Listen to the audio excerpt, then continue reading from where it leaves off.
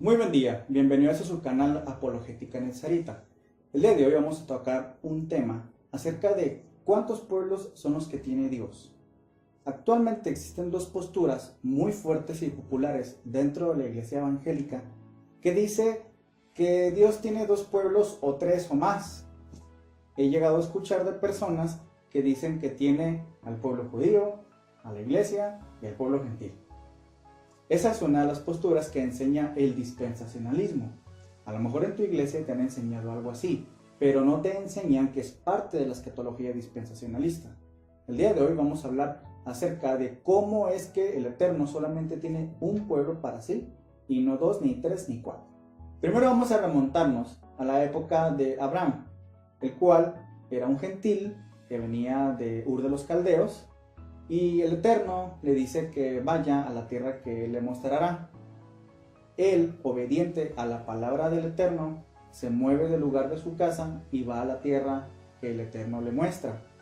Abraham se le conoce como el primer hebreo al cruzar el río Éufrates. Es así como entonces a él se le conoce como hebreo. Después viene su hijo Isaac y también su hijo Ismael, al cual los dos se les podría catalogar como hebreos. Posteriormente llega Jacob y Esaú. Cuando Jacob tiene a sus 12 hijos, antes de ello sucede el acontecimiento de que se pelea con el ángel y que el Eterno le cambia el nombre de Jacob a Israel. Es así como entonces Jacob, aparte de ser conocido como un hebreo por parte de Isaac y por parte de Abraham, también se le conoce como el primer israelita. Por ende, sus hijos también se les conoce como israelitas. Así es como nacen las 12 tribus de Israel. Después viene el suceso de José, que va a Egipto, y posteriormente van los hermanos de José junto con Jacob. Pasa el tiempo que ya conocemos hasta la llegada de Moisés. Cuando llega Moisés y que salen de Egipto, Moisés sale con todas las 12 tribus de Israel. Al momento de que las 12 tribus llegan a la tierra prometida, la cual era Canaán, de que después se le cambió el nombre a Israel, en la época del rey David, más o menos para esas fechas, es cuando las 12 tribus vivían totalmente en armonía y como una nación. También en la época de Salomón se vivió esa época dorada. Muy bien, después llega un hijo de Salomón, el cual es Roboam, que tenía como siervo a Jeroboam, lo cual hubo una disputa entre Jeroboam y Roboam, y de esta manera es como se divide el reino de Israel, el reino del norte y el reino del sur. Cuando tú lees tu Biblia en los profetas, a veces te das cuenta que el profeta dice: profecía para la casa de Israel, el reino del norte. A esa división se refiere. O cuando dice profecía para la casa de Judá, reino del sur, se refiere a esa división que hubo. En el reino del sur estaban las tribus de Judá y de Benjamín, así como también levitas. Y en el reino del norte estaban las otras 10 tribus, es decir, neftalitas, tribu de Gad, tribu de Isaacar, entre otras. Cuando los profetas escriben profecía para la casa de Israel, se refieren al reino del norte. Y cuando dicen otros profetas profecía para la casa de Judá, se refieren al reino del sur. Después, en el siglo VIII antes del Mesías, llegan los asirios al reino del norte, los cuales son llevados en cautiverio y ellos, al momento de ser trasladados por los asirios, ya no regresaron. Las 10 tribus del reino del norte se gentilizó con los asirios, es decir, se asimilaron y de alguna manera se puede decir que se perdieron. No retornaron jamás a su casa. Para el siglo VI antes del Mesías, llegan entonces los babilonios, quienes invaden el reino del sur y se llevan por 70 años a la tribu de Judá, a la tribu de Benjamín y a los pocos levitas que había. Después de los 70 años, que regresa la casa de Judá al reino del sur, ellos llegaron con, hasta cierto punto se les puede decir que conocimientos nuevos, es decir, llegaron con algún conocimiento de misticismo e incluso brujería babilónica. Ellos volvieron con Nehemías y con Esdras después del retorno de Babilonia. Después viene el imperio de Grecia, quienes también estuvieron dominando la casa del reino del sur, y viene después el imperio romano. Es aquí, en esta época, cuando viene entonces el Mesías Yeshua.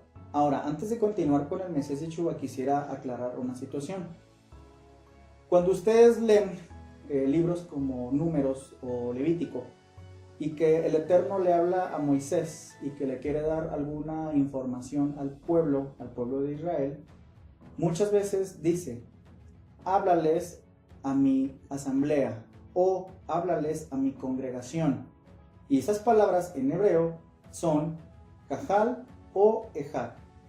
Esas palabras en hebreo, eso significa, cuando viene ya el Mesías Yeshua y que de alguna manera vienen los creyentes gentiles, viene entonces en la escritura griega la palabra eclesia. La palabra eclesia no significa más que lo mismo, congregación, asamblea, y aquí viene la palabra iglesia. Solamente que el problema del dispensacionalismo es que considera que la iglesia de eclesia y cajal de asamblea en hebreo lo considera como si fueran dos entes totalmente separadas, pero no es así. Solamente cambia la palabra asamblea o la palabra congregación en un idioma, el cual es el griego como eclesia. De hecho, antes de Yeshua, cuando se hizo la transcripción de la Biblia Septuaginta, los traductores judíos utilizaron el término eclesia para meter en el Antiguo Testamento la traducción de cajal. Entonces, no hay por qué perderse o pensar que cajal, asamblea, iglesia, asamblea o iglesia son dos entes separadas.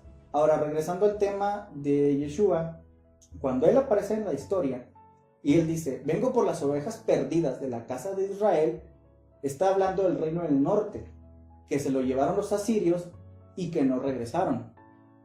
Entonces, cuando Yeshua muere y que se hace el pacto con su pueblo, a las personas que sí creyeron en él, y que se extiende a los gentiles, es entonces cuando debemos de entender que un gentil que acepta la fe de Yeshua y lo acepta como un salvador, se está introduciendo en la cajal, en la ejad del Eterno, es decir, en la asamblea y en la congregación. No está haciendo una nueva iglesia o un nuevo pueblo, sino que sigue siendo parte de Israel. De tal manera que Israel es la unión de las dos casas, el reino del norte y el reino del sur. En conjunto se llama Israel y es solamente un único pueblo de Dios. Lo que tenemos que entender entonces es que el nuevo pacto del que hablaba mi compañero Israel es algo que está profetizado en Jeremías capítulo 31, verso 31 al 33, y que nuevamente se repite en la carta a los Hebreos capítulo 8, versículo 8 al 10, que dice lo siguiente: He aquí vienen días, dice el Señor, en el que estableceré para la casa de Israel, es decir, reino del norte, y para la casa de Judá, es decir, el reino del sur, un nuevo pacto, no como el pacto que hice con sus antepasados, el día que los tomé de la mano para sacarlos de la tierra de Egipto, porque ellos no permanecieron fieles en mi pacto, y yo me desentí de ellos, dice el Señor. Por lo cual, ese es el pacto que haré con la casa de Israel después de aquellos días, dice el Señor. Pondré mis leyes en su mente y las escribiré en su corazón, y les seré por Dios, y ellos me serán por pueblo. Es decir, este pacto fue hecho con las dos casas de Israel. Nunca dice el texto que fue hecho con la humanidad o que fue hecho con la iglesia cristiana gentil. Eso es algo que ni siquiera el Nuevo Testamento dice, como lo acabamos de mencionar. Es decir, su pueblo sigue siendo Israel, y cuando hablamos de una iglesia o una eclesía o una cajal, es exactamente lo mismo, solamente que es otro nombre con el que se le está llamando. Pero en la mente de los autores del Brit Hadashah nunca está que es un nuevo pueblo. De hecho, ellos siempre hacen mención de que los gentiles lo que hacen es injertarse en Israel, como lo vemos en Efesios 2, capítulo 11, verso 15. Dice: Por tanto, acordaos de que en otro tiempo, vosotros los gentiles, biológicamente, erais llamados sin circuncisión por la llamada circuncisión, hecha por manos en la carne. En aquel tiempo estaban sin Mesías, alejados de la ciudadanía de Israel, ajenos a los pactos de la promesa, sin esperanza y sin Dios en el mundo. Pero ahora, en Yeshua como Mesías, vosotros en otro tiempo que estabais lejos, habéis sido hechos cercanos por el alma de Mesías, porque Él es nuestro shalom, es decir, nuestra paz, de que de ambos pueblos, es decir, de dos pueblos, se formó una unidad, derribando la pared intermedia de separación, la enemistad, aboliendo en su carne la ley de los mandamientos dados en ordenanzas contra los gentiles, para crear en sí mismo de los dos un solo y nuevo hombre, firmando la paz. Pero bien, aquí cuando hablamos sobre ley de los mandamientos dados en las ordenanzas contra los gentiles, hay que entender que en el primer siglo estábamos hablando de dos Torah o dos leyes. Una es la Torah escrita, lo que se dio a Moisés, y los fariseos creían en una especie de ley oral, o es decir, como una tradición oral que le fue dada a Moisés para poder interpretar la Torah escrita. Pero esto pues no es bíblico, esto no lo podemos encontrar en la escritura, y es totalmente una invención de la tradición judía que pues es contraria incluso a los mandamientos y a las escrituras. Entonces cuando aquí Shaul de Tarso se refiere sobre una ley de los mandamientos dados en ordenanzas contra los gentiles, está refiriendo a esas especies de mandamientos que los fariseos habían creado para que los gentiles no puedan entrar en la ciudadanía de Israel. De hecho, cuando aquí se habla de una pared intermedia de separación, es que literalmente había una pared intermedia de separación. En el templo estaban separados los gentiles de los judíos. Es decir, los gentiles no pueden acercarse ni siquiera para orar en el templo hacia el Eterno. Entonces estamos hablando que hay que entender esta diferencia. Entonces, de estos dos pueblos, de los gentiles y judíos, hace un solo pueblo. Pero es que hay que entender que de las dos casas, es decir, de la casa de Judá y la casa de Israel, que también es conocida como Efraín, puesto que los reyes de la casa de Israel eran de la tribu de Efraín, es que cuando se perdieron, se hicieron gentiles, literalmente. Es decir, se mezclaron contra las naciones y no había manera de cómo identificar quién era realmente hijo de Abraham, o de Jacob, o de Isaac, a quién realmente era un gentil sin ningún origen israelita. Entonces, eso es lo que establece Shaul de Tarso sobre los dos pueblos que se hacen solamente uno. ¿Por qué sabemos eso? Porque lo profetizó Jacob cuando profetizó para Efraín y Manasés, que son hijos de Yosef. En Génesis 48:19 dice: pero su padre se rehusó y dijo: lo sé, hijo mío, lo sé. También él llegará a ser un pueblo y también será grande. Sin embargo, su hermano menor será más grande que él y su descendencia llegará a ser una multitud de naciones. Antiguamente lo que se hacía era que se oraba para la bendición con la mano derecha y con la mano izquierda, es decir, un tipo de bendición menor. En este caso, Efraín y Manasés, que eran hermanos, Manasés era el mayor y Efraín era el menor. Lo que hace Jacob es poner su mano derecha sobre la cabeza de Efraín y su mano izquierda sobre la cabeza de Manasés, estableciendo que de Efraín saldrían todas las naciones de la tierra y a partir de él vendría la bendición, que es como lo estamos estableciendo en esta enseñanza. Ahora bien, no solamente lo estamos viendo en Génesis, sino que Shaul de Tarso así lo interpretó porque está citando al profeta Oseas. En Romanos capítulo 9, versículo 25 y 26 vemos lo siguiente: como también en Oseas dice: llamaré a pueblo mío al que no era mi pueblo, y amada a la no amada. Eso está en Oseas capítulo 2, versículo 23. Y en Romanos 9, 26 dice: y sucederá en el lugar donde les fue dicho: vosotros no sois mi pueblo, y serán llamados hijos del Dios viviente. Esto es en Oseas capítulo 1, versículo 10. Si uno lee bien el libro de Oseas, va a notar que Oseas profetizó para la casa de Israel en el norte. Era un profeta que era del reino del norte. Y siempre su profecía, en general, siempre estaba estableciendo sobre Efraín. Y algunas otras ocasiones sobre Judá. Vemos en Oseas capítulo 5, versículo 3 al 5, lo siguiente: sé quién es Efraín, y a Israel no se me oculta. Tú, Efraín, incitaste a la fornicación, e Israel se ha contaminado. Sus obras no los dejan volver a su Elohim, porque un espíritu de fornicación está en medio de ellos y desconocen a el Eterno. La soberbia de Israel testifica contra él mismo. Israel y Efraín han tropezado en su pecado y Judá tropezará con ellos. En la carta de Shaul a los Romanos, específicamente capítulo 9, que fue el texto que leímos, él está hablando a los gentiles que están en Roma, cuyo mensaje es ese: ustedes son la multitud de naciones de las que habló Jacob y ahora son parte de Israel y han vuelto a casa.